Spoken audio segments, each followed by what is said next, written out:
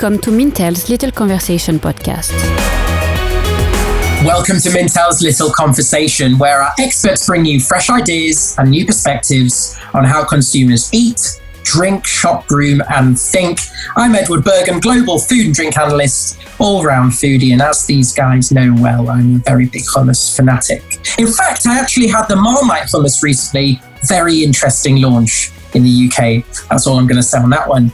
Over the past few months, Mintel analysts from across the globe have been asked by innovators, by our clients, by the people that we work with, how they should react to COVID-19. We've reacted with lots of podcasts as a result.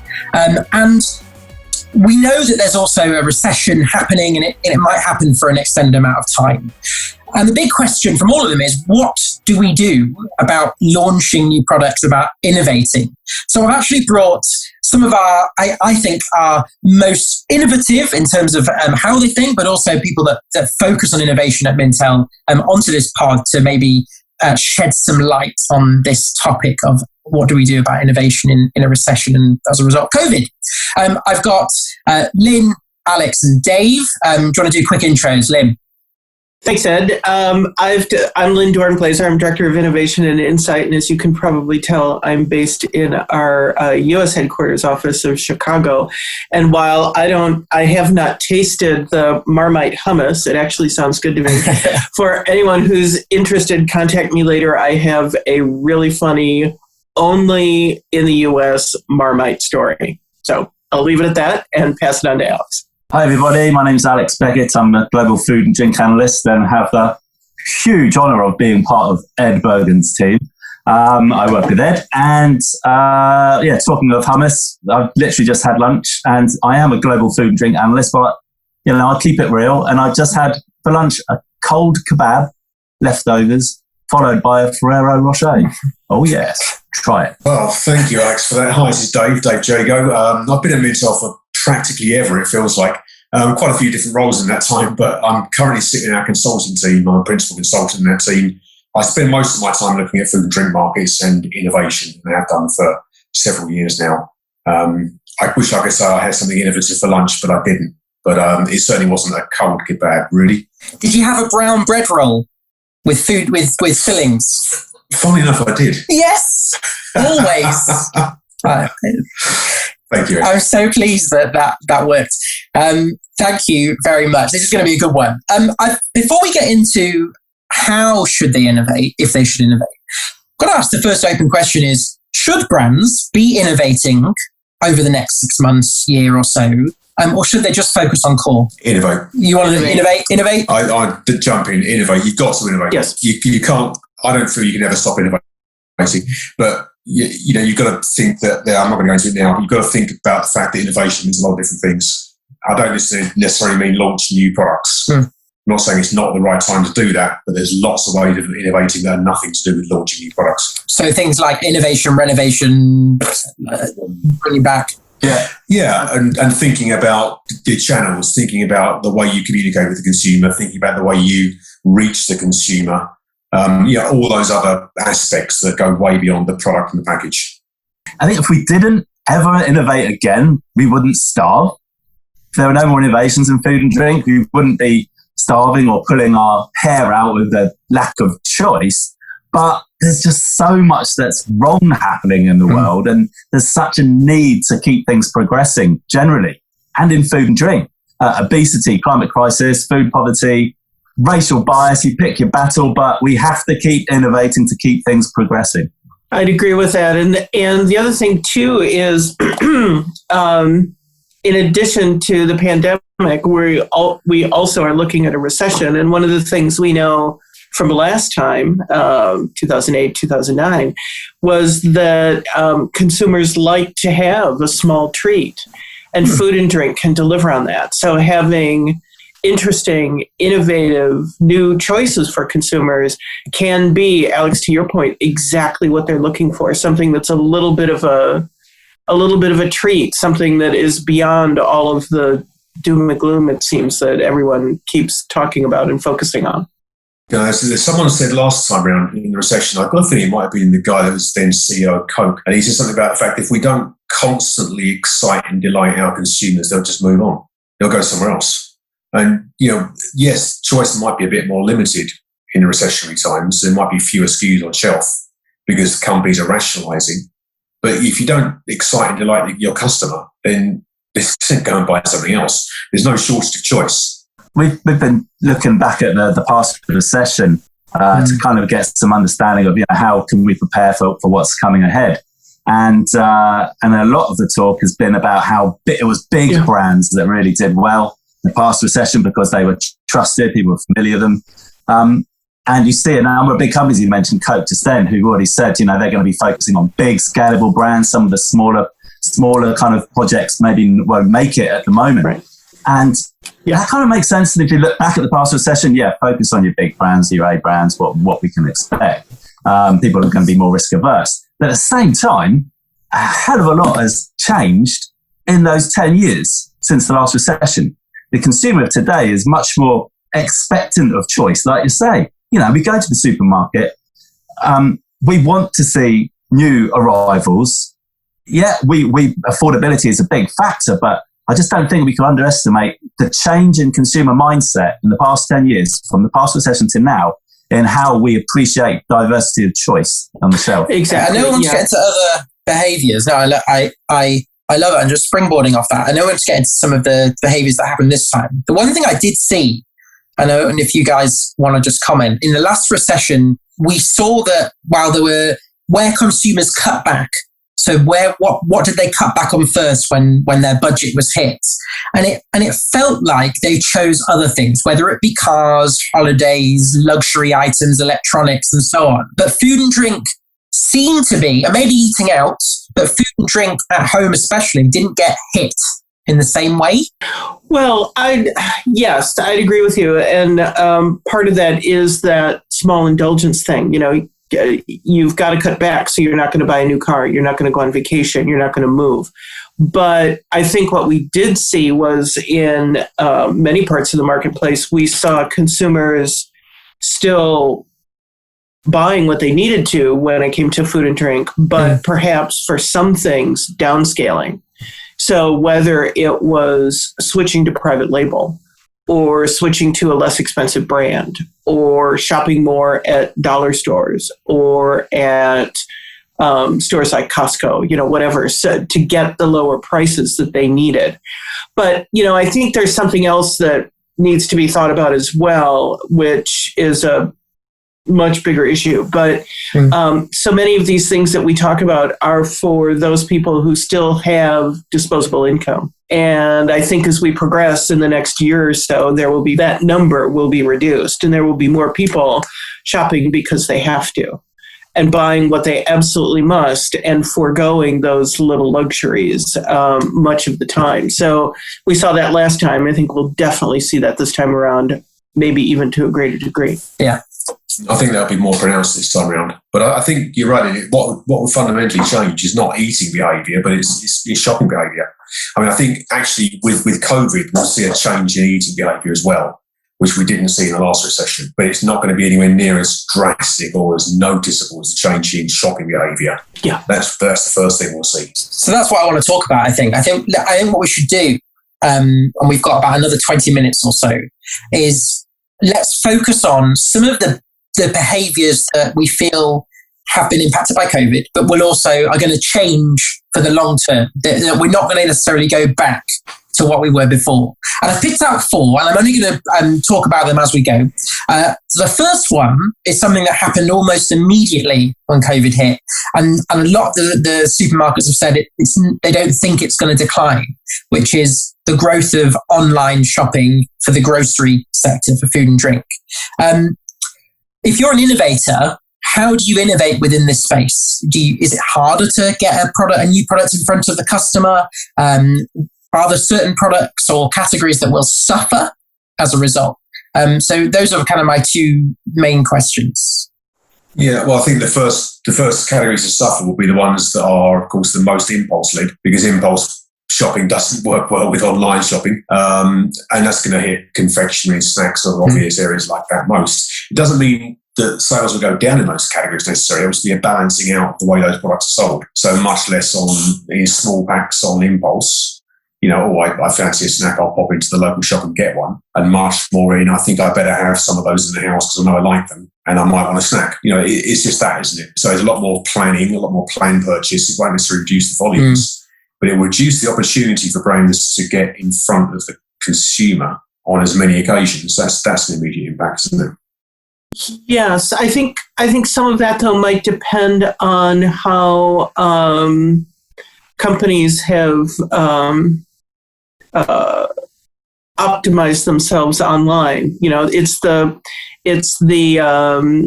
thing you run into when you shop on Amazon, for example, where you search for one thing, but 5 or 6 other things that are similar that have paid to be there have popped up.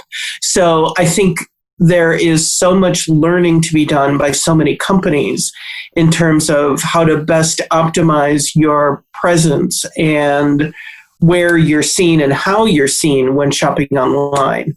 I do think, though, about the impulse purchase topic, I think what we will see, and it looks like we're starting to see this happen now, especially in the US, is increase in those impulse categories of multi-packs of single serve. So it becomes an impulse, but the impulse is when you have it in the home, as opposed to, I'm going to go out and get something. Things like, and strange things like a product that has just, something that's just hit in the US is Kellogg has giant versions of some of its breakfast cereals. I just came across it. So like Fruit Loops and Cocoa Puffs and those kinds of breakfast cereals that aren't the little tiny like Fruit Loops. They aren't the little ones. They're big ones, and they're in multi-packs of single serve for snacking. Yeah, really smart. I like that. Something else that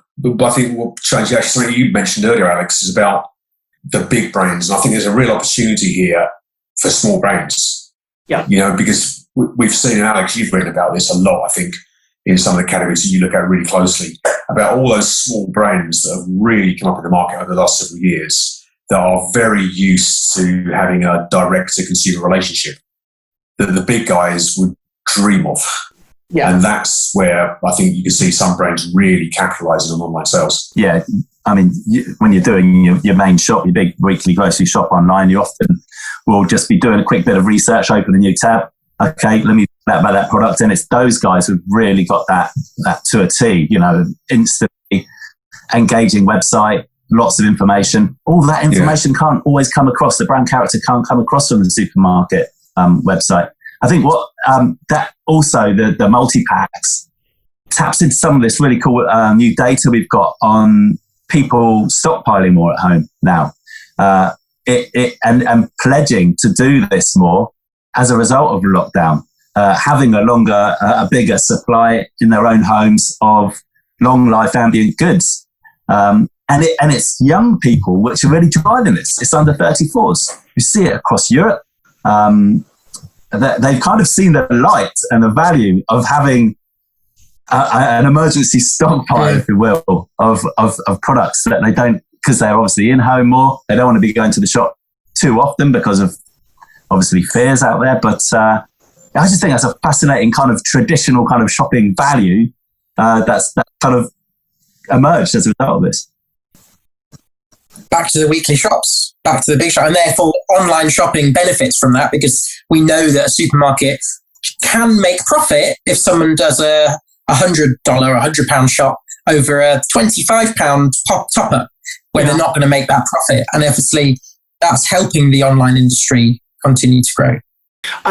There's something about that I wonder, and I don't recall what the data says, but for those younger consumers who are doing more of those stock up shops, you would make an assumption that many of those younger consumers are going to be urban and have perhaps changed their habits a bit from swinging by the store that they pass on their way home from work to grab whatever, with in so many major cities with the challenges of getting around and all of that, that it's just easier and feels safer to order it online and have it delivered. I don't know. That's just that might be kind of an interesting twist as to one of the many reasons why it would be those younger consumers as opposed to other age groups. Right. We've touched on it already, but I want to move to a new behaviour. And when we discussed this podcast, I remember we found it really hard to define it. And we've given it a title, but I think it'd be good for you guys to elaborate. This idea of in-home versus out-of-home. I guess at first is during COVID, we spent more time in the home, and maybe in recessions, we would maybe spend more time in the home because we haven't got enough money to go out and spend money out. But at the same time, what the impact might be on once we're allowed to go out again, hopefully, will consumers splurge and want to go out? And there's this debate about, therefore, in the medium and long term, what's going to happen. So we gave it the title in-home versus out-of-home. So does anyone want to elaborate on it? Well, I'll just make a brief comment about in-home and why I think that's going to stick with us for a good long time. And that's that whole idea of cocooning. You might recall it actually was odd that I know this, but it was back in the mid-1980s, I think, that a U.S. futurist coined the phrase cocooning, which was all about, your home is your fortress and it's your safety blanket, and it's there to protect you. So let's retreat to our homes. And that really didn't resonate with consumers until the recession in 2008, 2009. And obviously that's what we're all living now, all the time, is our home is our fortress.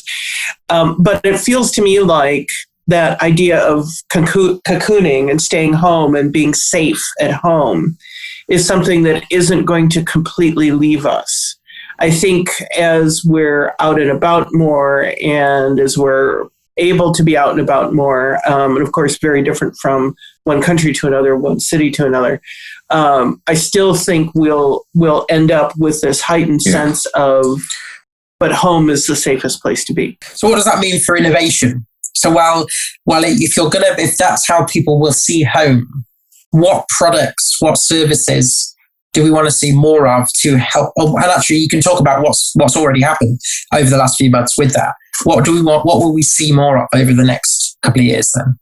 More products to make meal prep easier, if nothing else, because you're going to be home cooking meals all the time. One of our make it more interesting. Yeah, right. One of our colleagues, Marcia Mogolansky, just mentioned to me this morning that she and her husband ordered food for delivery yesterday, and she said that's the first meal since early June that she has not cooked herself. Wow. I know. And I think, as I said, I think a lot of those behaviors are just going to stick with us. Yes, we're slow to shake them off. Sure. I've got a slight theory on this. I don't know what you think, but I just wonder, over the past few years, it seems a lot of the client requests we've had at Mintel, certainly on my team, have been about on-the-go trends and portable trends, and trying to look at innovation in food and drink from an on-the-go led need. And I just wonder whether we've just been so focused on that, we've kind of seen a creative hiatus in cocooning food or in-home innovation. You know what I mean? I just wonder whether now, as a result of this, we will be, swinging the other way. Yeah.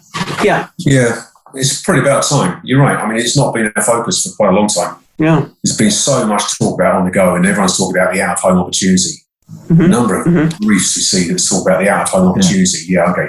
But, you're missing the really big one that's in the home as well. And I mean, presumably, I don't know what you guys think, but presumably after COVID, there's still a recession on. Exactly. Some people won't be going out of home so much, but the need for on the go will still be there. It'll be different, because you might not be popping into shops to get food and drink on the go while you're out. You might be taking it with you from the home. So it goes back to your multi-packs stored in the home, that you take everything. Yeah, you take everything with you. Exactly. It's not a radical behavioural change, but it's got quite a big impact on some categories. I've got a really good example. It's my wife's 31st birthday last week, and she got a bread maker for the first time. She makes bread every week. She got a bread maker for the first time. And so you still get one. Well, so we should pick one up.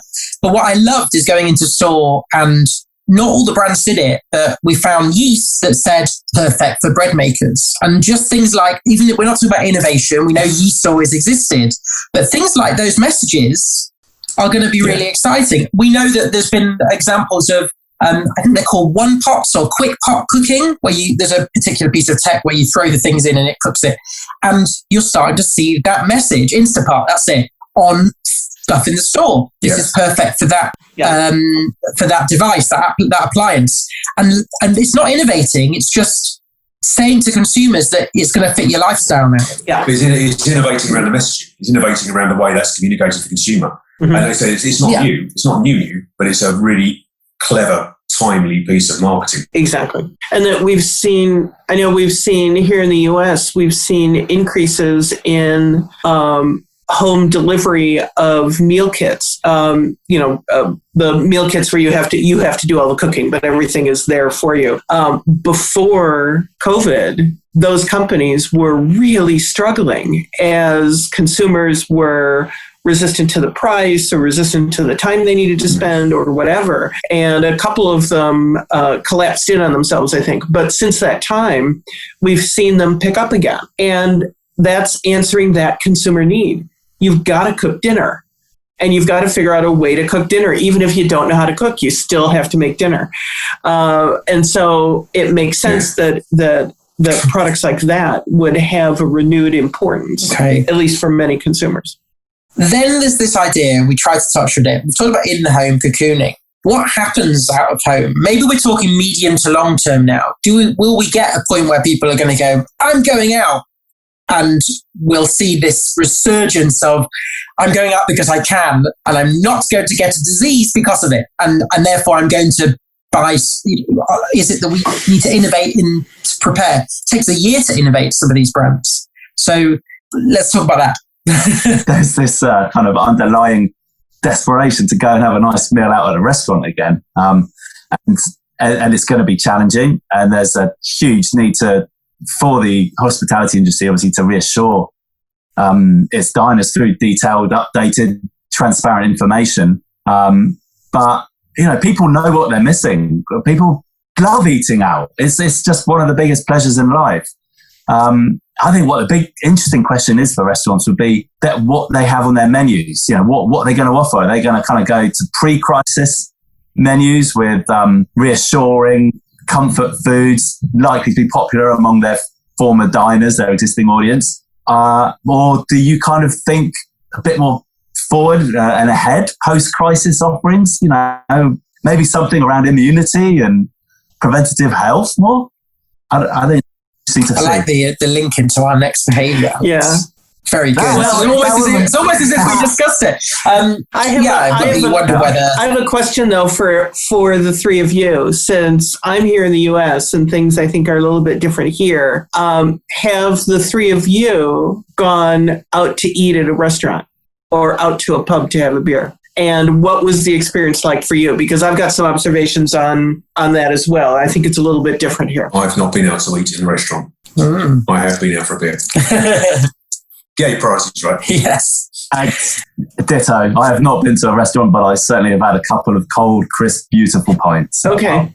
Yeah, and actually the experience wasn't so different. I've done a few takeaways, which I'm sure some of you guys have done. But I had to go and did a collection for one because it's a particularly good restaurant. So many of the quite funky restaurants that service young consumers, especially that might have fusion menus and so on, they used to do the mixed menus, lots of vegetarian, but some meat. I've been to 3 of these quite small fusion restaurants. They've all gone vegetarian. All 3 of these restaurants we used to go to.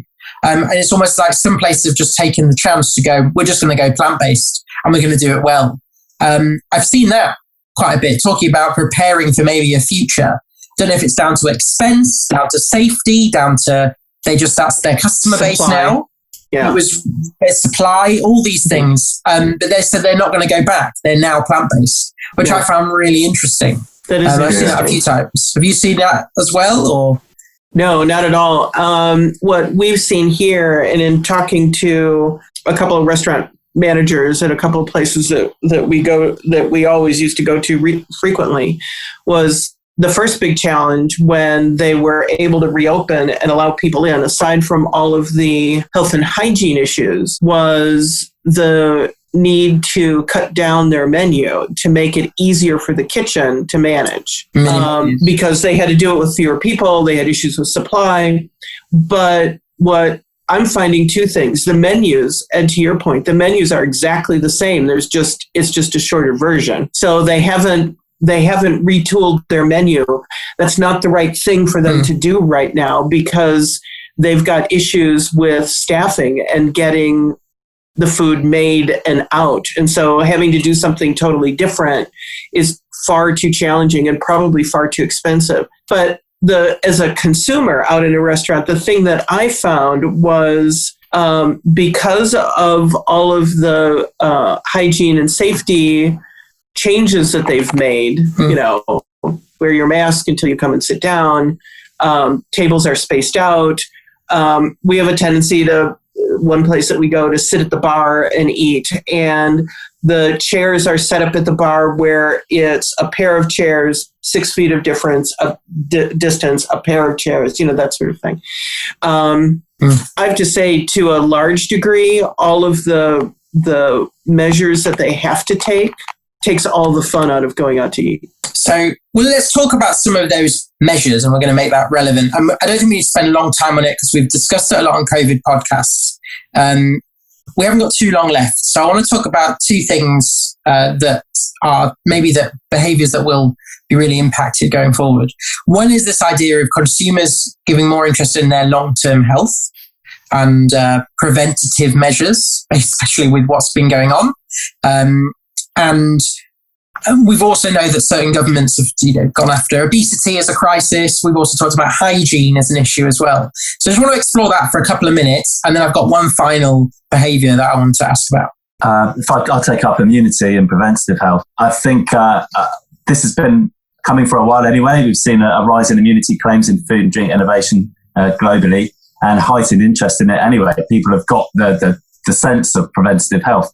I almost think that the big focus and challenge is not so much the actual ingredients and nutrients themselves, because we know what is approved by EFSA and what isn't. It's how you communicate, how the brand communicates on pack and is transparent. And that educational role that is needed about the immunity support function of these certain nutrients and the sensitivity. If you're going to innovate around immunity, if you're going to have the temerity almost and boldness to innovate around immunity at this time, and so many people are so sensitive about this area, then you really need to know what you're talking about and provide that evidence there. Yeah, big shift in the way it's communicated for sure. It's too flat at the moment. I don't think a lot of consumers just don't get it, quite frankly. They know vitamin C, and that might be about it, really. People don't understand it in enough detail. That's going to change. Yeah, expertise is going to be massive. Yep. Exactly. And it feels like you see little bits of that here and there, more talk about gut health and the role that gut health plays in immunity. But Alex, I totally agree. If companies are going to successfully innovate, even if consumers don't even begin to understand the science, companies have to have the science and have to be able to talk about it, because eventually they'll understand and they'll start to ask questions. The only other one about long-term health that I think we'll touch on is obesity. We know that obesity and COVID haven't gone well together. And we know that there are now incoming rules around calorie counting, that there has to be a bit more honesty around how many calories are in a certain product, potentially from food service more than grocery. But what, therefore, do we expect to see from brands around this issue? I think we'll have to see some more open communication around it. But to me, it feels a bit like the sugar topic. I mean, sugar was in the headlines practically everywhere. There's the big new demon, and now the big new thing is obesity. It's actually very hard to innovate around sugar. It's very hard to innovate around obesity because it's really about messaging, isn't it? It's about issuing a clear message to the consumer that works for them in a way that they can build into their diet. And that's not really about doing anything very differently apart from just talking about it. Okay, nice and simple. So one last behaviour was the long-term one. I just want you to touch on it because it's going to be a big topic, is sustainability. Now, I don't know if you agree or disagree. I think consumers have a greater understanding of our planet and themselves and their own mortality as a result of this. The world's got a bit scary, and long-term consumers will maybe think a bit more about the actions that they take because they want to make sure this world is left in a better place when they leave it. And therefore, the topic of sustainability, while it's been put on hold potentially for a few months, even though it was big last year, will come back with a vengeance and a bang. So I kind of just want to touch on it. What you guys think? Ed, I love your utopian view of the consumer. Yes, that consumers will focus more on their health and the health of the planet. I think that's true for some consumers and perhaps a growing number of consumers. But I have to think that personal safety and security, which is financial security as well, always comes first. That's something that we definitely see in the U.S. But that is always going to come first, especially for consumers who can't afford to pay more for a product that has a strong environmental message. Because they've got to feed their family. We saw that in the last recession too. I think the hope really lies with the youngest consumers today. That those are the ones who'll be more focused on larger health of the planet issues. I think it ties in with this rise in interest in meat-free and flexitarianism as well, which has given young consumers a way of kind of facing up to the sustainability issue and the climate crisis via their food and drink choices. But I agree, and I think what's coming is terrifying with mass unemployment, and I think people have only got so much bandwidth and pennies to do so much. Okay, so maybe it is a bit of a back burner for a while. Absolutely. Might take a few years. Absolutely. So, apart from the simple measures that will ongoing, that will keep building, that are becoming cost of entry for companies in the business. A lot of packaging issues, for example, that's not going to go away. That's going to become cost of entry anyway. Yeah. Okay. So ending on a happy note, and I haven't prepared you for this because we've got to end something on a happy note.